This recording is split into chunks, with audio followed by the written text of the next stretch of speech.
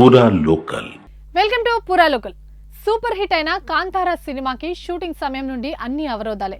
రిషబ్ శెట్టి నటించి దర్శకత్వం వహించిన సినిమా కాంతారా హిట్ అయిన విషయం అందరికీ తెలిసిందే.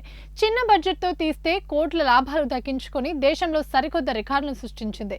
ఈ చిత్రానికి కాంతారా చాప్టర్ 1 పేరుతో పార్ట్ 2 తీస్తున్నారు.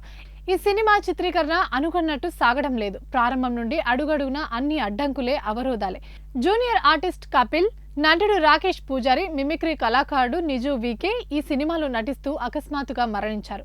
దాని తర్వాత షూటింగ్ చేస్తున్న పడవ మునిగిపోయింది. గత ఏడాది నవంబర్లో కొల్లూరు మార్గంలో షూటింగ్ సభ్యులతో వెళ్తున్న బస్సు పల్టీ కొట్టి 20 మంది జూనియర్ ఆర్టిస్టులు గాయపడ్డారు. చాప్టర్ 1 కోసం కుందాపూర్ వద్ద కోట్లు ఖర్చు పెట్టి భారీ సెట్ వేశారు. అది కాస్త సుడిగాలికి కొట్టుకుపోయి తీవ్ర ఆస్తి నష్టం కలిగింది. అంతేకాదు, హాసన్ జిల్లా హేరూరు గ్రామ శివార్లోని అటవీ ప్రాంతంలో సినిమా షూటింగ్ జరుగుతున్నప్పుడు వివాదం తలెత్తింది.